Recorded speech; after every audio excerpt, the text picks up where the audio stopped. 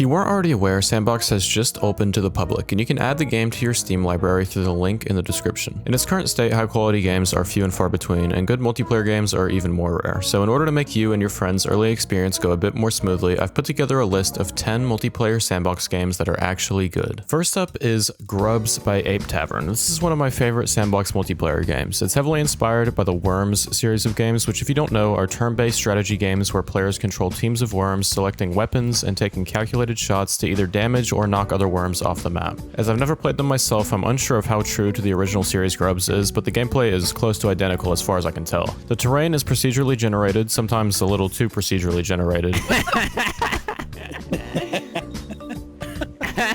And fully destructible, making for a unique gameplay experience every round. As a server leader, you get to choose the number of grubs per team, which means you can have everything from a simple 1v1 to massive armies brawling it out. It also offers customization of the turn duration and weapon, tool, and health crate spawn rates. The moveset in Grubs is very simple, but there's a huge range of weapons and abilities to choose from during your turn, making this game feel like a very complete product. As someone who doesn't usually enjoy turn-based games as a whole, I was surprised to find this to be one of my favorites in S&box so far. This game seems to be mostly bug-free. The only problem I've encountered is some people's worms spawning in the water after new terrain is generated, causing them to die immediately at the start of the round. This can quickly be fixed by just restarting the game, and other than that, the experience has been flawless. Even if you're like me and the game doesn't immediately appeal to you, I still recommend you give it a try with a few friends.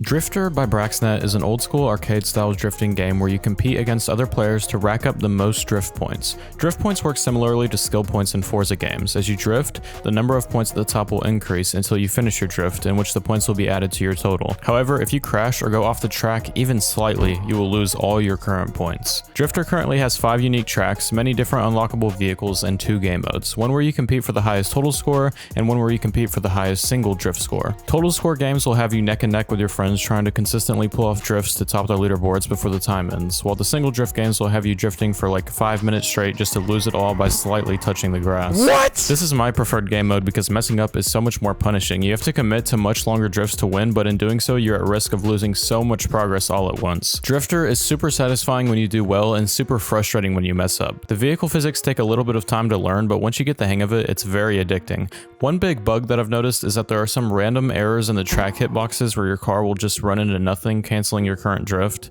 It isn't common enough to ruin the experience as a whole, but it is common enough to be really frustrating and potentially losing you the game if you're unlucky. I've also had some smaller issues with people loading in and visual bugs with tire alignments and entirely black textured vehicles. These aren't particularly game breaking though and can usually be solved with a restore.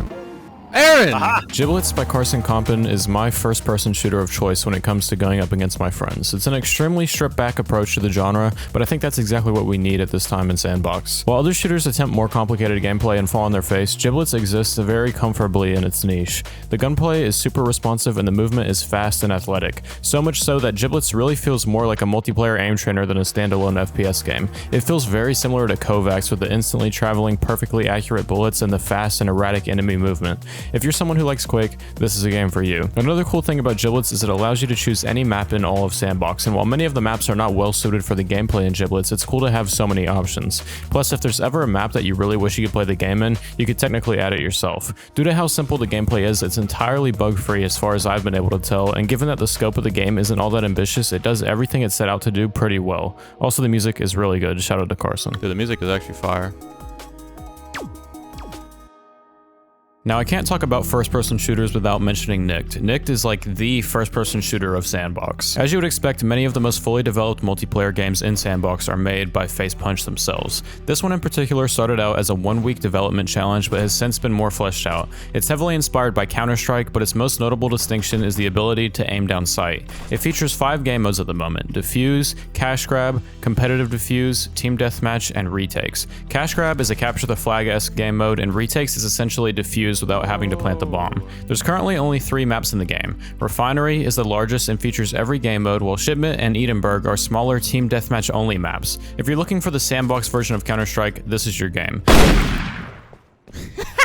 It's his body. In its current state, it definitely feels like an early development build of a game. It's missing animations, sounds, and even hand models on the sniper rifle, for example. But this is one of the games that you can definitely count on having continued development in the future. It's one of those games where it isn't really the greatest at anything specific, but it does just about everything well enough to be the best first-person shooter in Sandbox, objectively speaking. One big issue I've had is player desynchronization, where someone will appear to be standing completely still when they're actually moving around. You can still kill their stationary player model even though they could actually be on the other side of the map, and they can still kill other players even though they're invisible in their actual location. I believe this is an issue with Sandbox as a whole though, because I've experienced this across multiple games, so hopefully it'll be fixed soon. Project M by Redwig Studio almost didn't make this list because it was broken when I first started to make this video. However, a recent update has since fixed the game. Because of this, I haven't had much of an opportunity to play the game, but apparently Project M is a 6v6 shooter where you gather resources, build defenses, and attack enemy bases. In the time that me and my friend played, we didn't do any of that. We just shot at each other, and what I can say from that experience is that this game has the most satisfying sniping currently in Sandbox.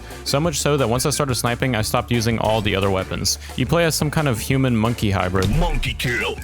Monkey kill. Which I'm a fan of, and it's pretty much the only relatively fleshed out shooter aside from Nicked currently in Sandbox. As I haven't really played the game to its full potential yet, I'm not really in a place to critique it at all, but the only big downside I've experienced is the same player desync glitch from Nicked. Gary, please fix. Double kill.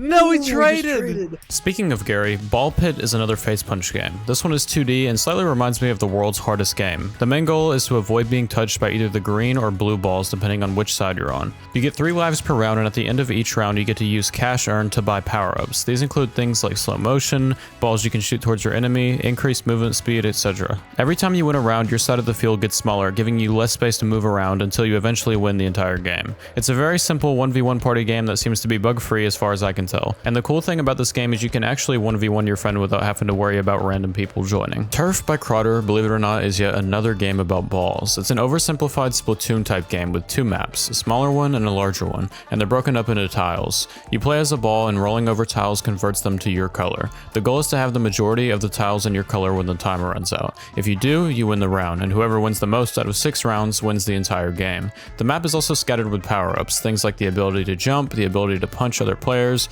bombs, etc. There's currently one pretty big issue in this game where people become unable to move their ball at all. I'm not sure why this happens, but it pretty much ruins the game anytime it does. Regardless, Turf is a fun little game to play against friends in. Battlebugs is Facepunch's version of Battleship. I'm not a big board game guy, but I do love board games that do something physics-based, and the twist in this game is that it's essentially physics-based Battleship. There's a small economy in the game that allows you to purchase different types of rocks to attempt to squish your opponent's arranged bugs. There's the normal rocks, which only hit one spot and do a medium amount of damage. There's a dual version of the same rock to cover slightly more area. There's pebbles that do little damage but cover a large area, which can be used to quickly discover the location of your enemy's bugs.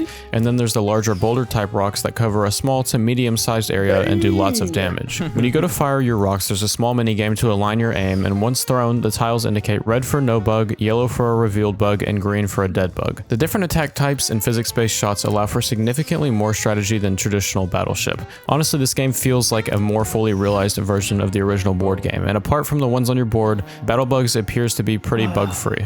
Bomb Royale is a game that I feel like is based off of another game, but I'm not exactly sure what. The goal is to blow up your enemies by trapping them in the path of the bomb explosion. It's a very simple game as far as controls go. WASD to move and left click to drop a bomb at your feet. The brick walls are explodable and the steel walls are not. There's modifiers dropped by exploded walls that you can pick up that increase or decrease your number of bombs, area of explosion, and movement speed. You can use both your bombs and your character model to body block players. This game seemed to be a lot more buggy the last time I played it than the first time, but when it works, it's a very fun and competitive game to play against friends. Air hockey is my favorite table game in real life, and the Sandbox port by Carnate does it decent enough justice for the time being, but this is a game that could definitely benefit from some updates. It does what it has to do to work, though the sensitivity is a bit high with no way to change it as far as I'm able to tell, and the physics can get a little bit wonky if you move your mouse too erratically. It lacks graphical depth and sound design, but it's a physics-based 1v1 game, so despite my criticisms, this game is pretty much made for me. So long as you don't move your mouse too fast, this game is a lot of fun. Honorable mention to Pool by Face Punch, this is an undoubtedly more well-optimized game than air hockey, but I've always just preferred the simplicity of air hockey over pool. Also, honorable mention to Terry.io by Carson Compin, which is a decent sandbox port of Agario. I really like how it uses your Steam profile picture as your skin. However, the functionality of the viruses I believe are flipped on Terry.io, such that you burst when you're smaller than them and can actually eat them when you're larger than them.